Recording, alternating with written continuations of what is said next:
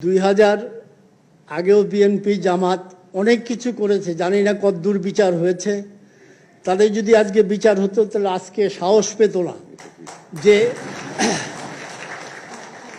এটাও কোনো ভালো কথা না যে আমরা আজকে ক্ষমতায় আমাদের 15 তলা থেকে ফেলে দেয়, আমরা প্রতিহত করি না, এটা তো ভালো কথা না। আজকে আমি যেখানে থাকি ওখানে আমাদের মিডিয়াগুলি ওইখানে 2বার 3বার হামলা হয়েছে। আমাদের মাননীয় সালমান ভাই উনি বলেছে আপনি যে কোনোভাবে মিডিয়াটা রক্ষা করেন, পুলিশ পাঠিয়েছে সরকারের পক্ষ থেকে, যা যা করণীয় সবই করেছে। আমি মনে করি 2000 আগেও বিএনপি জামাত অনেক কিছু করেছে, জানি না কতদূর বিচার হয়েছে। তাদের যদি আজকে বিচার হতো তাহলে আজকে সাহস পেত না যে আমার মনে হয় সেগুলি বিচারে আওতা আনেন। আজকে যারা করেছে আমি নিশ্চিত যেখানে যেই পুলিশের SP, DIG, IG, intelligence, NSI, DGDFI সবাই জানে কারা কারা এর সাথে জড়িত। এবং আপনি মাননীয় প্রধানমন্ত্রী আজকে যারা এখানে বসে আছে, আজকে সরকারি সেক্টরের চেয়ে অনেক বেশি এমপ্লয়মেন্ট জেনারেশন করছে আমাদের এই বেসরকারি সেক্টর। আপনি বেসরকারি সেক্টরের যে অবদান কেউ অস্বীকার করতে পারবে না। আমরা কষ্ট আছি সবাই জানে। আমি বাংলাদেশ ব্যাংকে আমি নিজে যাই, এনবিআরে যাই, দাঁড়ে দাঁড়ে ঘুরি, তবু আমাদের বাঁচান। ব্যবসায়ীরা 80 টাকার ডলার এখন 120 টাকা দিতে হচ্ছে। এখানে সবাই রক্তক্ষরণ হচ্ছে, কিন্তু আমরা সবাই ধৈর্যশীল। আমরা জানি আমাদের সামনে উন্নয়ন আর উন্নয়ন। আমাদের যে ক্ষতি করেছে হয়তো আমাদের 5, 7, 10 দিন, আমি মাঝে মাঝে বলি কারফিউ আরও আগে দেওয়া উচিত ছিল, আর কারফিউটা যদি আগে দেওয়া হতো আরও ভালো হতো। কিন্তু আমি জানি মাননীয় প্রধানমন্ত্রী কোনোদিন চাইতে পারেন না যে এত এক্সট্রিমে আমি চলে যাই, তবু এবার বাধ্য হয়েছি। আমি নিশ্চিত আমরা ব্যবসায়ীরা অধৈর্য না হয়ে আমরা সবাইকে ধৈর্য ধারণ করতে হবে।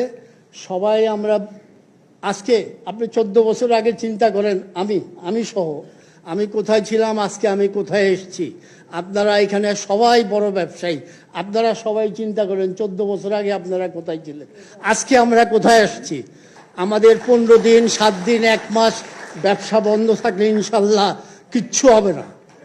কিন্তু আমাদের এই সন্ত্রাসী, এই জঙ্গি বাহিনীকে ধ্বংস করতে হবে। এই জন্য সবাইকে আমাদের ঐক্যবদ্ধ হইতে হবে। আদারওয়াইজ আমাদের কেউই আর ব্যবসায়ী হিসাবে থাকতে পারবো না।